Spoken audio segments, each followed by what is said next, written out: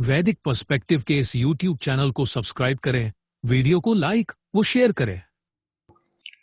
ओम याति देवः प्रवता याति उतवता याति शुभ्राभ्याम यजता हरिभ्याम आदेवः याति सविता परा अवतो अप विश्वादुरिता बाधमानः। गमन करता है देव नीचे के मार्ग से, गमन करता है ऊपर के मार्ग से, गमन करता है यजन करने वाले के शुभ्र दो हरितों द्वारा, आगमन करता है सर्वोत्पादक देव दूर से समस्त दुष्टों को दूर करता हुआ। यह मंत्र ऋग्वेद के प्रथम मंडल के 35वें सूक्त का तृतीय मंत्र है। तो वह जो है क्या कार्य करता है?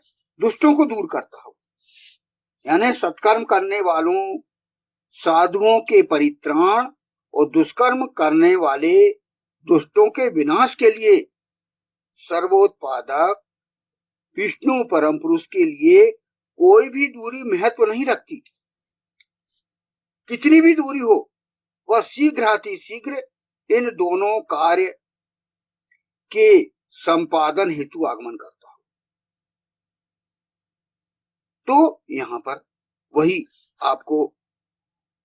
वही फिर भगवान श्री कृष्ण ने श्रीमद् भगवद गीता में अपने आने का उद्देश्य बता दिया कि यदा यदा हि धर्मस्य ग्लानिर्भवति भारत अभ्युत्थानम् अधर्मस्य तदात्मानं सृजाम्यहम् परित्राणाय साधूनां विनाशाय च दुष्कृतां संभवामि युगे युगे।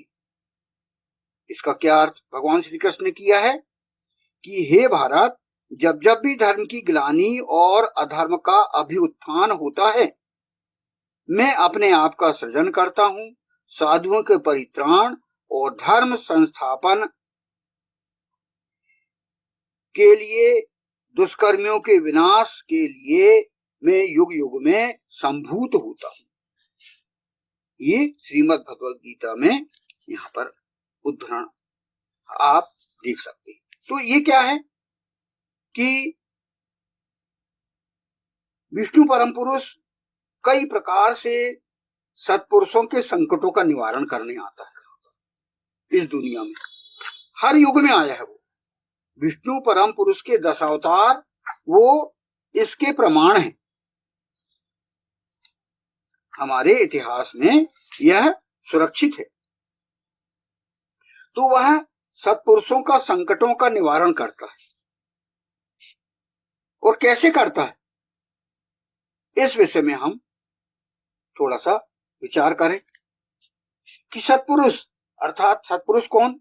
सज्जन, अच्छे जन जो सत्कर्म करते हैं, धर्मनिष्ठ व्यक्ति, इन्हें सत्पुरुष कहा जाता है। तो सत्पुरुष स्वयं तो सदाचार का पालन करते हैं, फिर भी जीवन में उन्हें अनेक संकटों का सामना करना पड़ता है। कई संकट उनके जीवन में आते हैं। तो इन संकटों का निवारण केवल बाहरी उपायों से नहीं, बल्कि आंतरिक शक्ति, समाज के सहयोग और धर्म के पालन से होता है। तो व्यक्ति स्वयं पहले अपनी रक्षा करता है, तो पहले स्वयं अपनी रक्षा करे। सत्पुरुषों के संकटों का निवारण कैसे हो, इस विषय में हम विचार करें, जिसमें हम पहले अपने आप के लिए तैयार हों, अपनी रक्षा पहले स्वयं करें। भारतीय दंड संहिता में भी वही है कि आप पहले सेल्फ डिफेंस करें, अपनी सुरक्षा स्वयं करें। तो इसके लिए क्या करें? सबसे पहले आत्मबल और धैर्य का आप परिचय दें। पहला आत्मबल और धैर्य। संकट के समय धैर्य और संयम सबसे बड़ा सहारा होता है। इसीलिए श्रीमद् भगवद गीता में श्री कृष्ण ने कहा है कि स्थित प्रज्ञ व्यक्ति सुख दुख में समान रहता है। इसलिए मन को स्थिर रखना जरूरी है। जब भी आपके जीवन में कोई सुख हो तो ज्यादा आपको खुशी होके उचटना नहीं है, या बहुत दुख हो गया आपको तो एकदम ज्यादा बहुत ही एकदम से निराशावाद में ग्रस्त नहीं होना है। मतलब अपने जीवन को संतुलित रखना है, यह कहने का मतलब है। भावार्थ यह है कि हमें ज्यादा सुख और दुख जो भी आए तो उसमें हमारे जीवन में संतुलित नीति अपनाना चाहिए। यह भगवान श्री कृष्ण ने कहा था।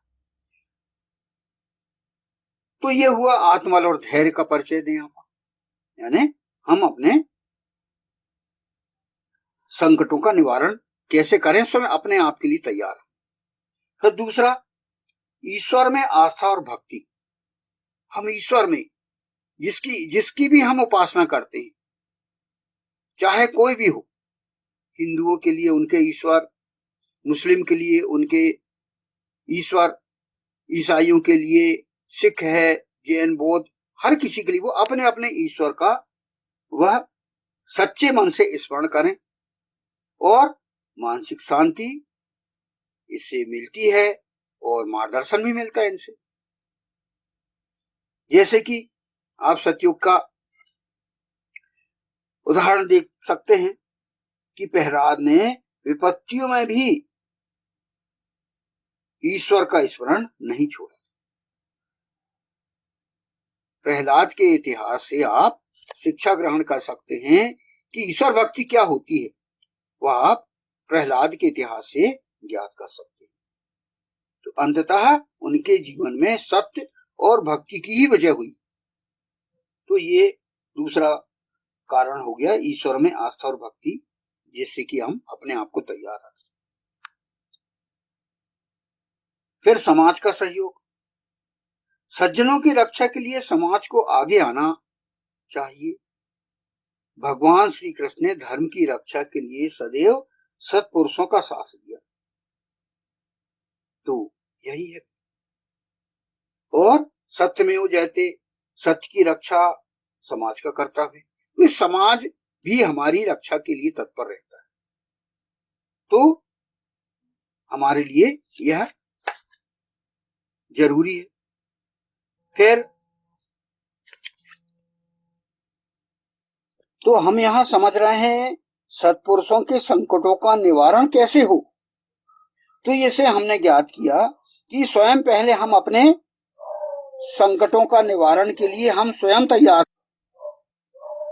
तो संकटों का निवारण के लिए हम सबसे पहले स्वयं तैयार हों। हमारा आत्मबल, धैर्य, ईश्वर में आस्था, भक्ति, ये जरूरी है। हम स्वयं तैयार हों, हमारा आत्मविश्वास बढ़े, ईश्वर पे विश्वास रखें, ये हम स्वयं पहले अपना माइंड तैयार करें। फिर समाज से सहयोग हमें मिलता है। फिर इसके बाद हम अपने जीवन में धर्म और सत्य का पालन करें। कठिन परिस्थितियों में भी सत्य और धर्म का हम त्याग ना करें, तो वह जरूरी है। अंत में सत्य की ही विजय होती है, यह हम इस बात पर विश्वास रखें। तो यह हम हमारे सत्पुरुष होने का प्रमाण दें। फिर अन्याय के विरुद्ध साहस हम बिल्कुल बनाए रखें, साहसी बने। हम केवल सहन करना ही नहीं, बल्कि अन्याय के विरुद्ध खड़ा होना भी आवश्यक है। हमें दब के नहीं रहना है, हमको अत्याचार सहन नहीं करना है, हमको मुकाबला करना है।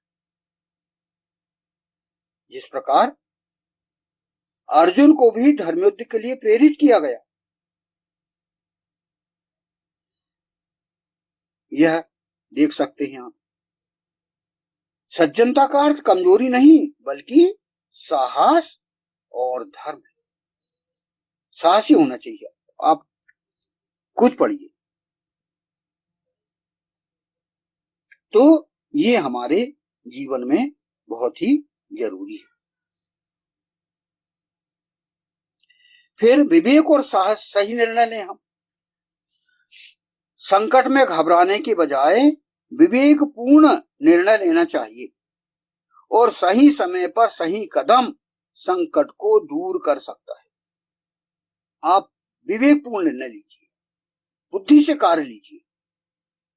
तो पुरुषार्थ हमें सबसे पहले खुद अपने लिए करना है, अपना बचाव पहले खुद अपने लिए करना है। तो बहुत ही जरूरी है ये जो नीति बताई गई। तो कुल मिलाकर निष्कर्ष क्या निकल रहा है कि सत्पुरुषों के संकटों का निवारण इन 5 आधारों पर होता है।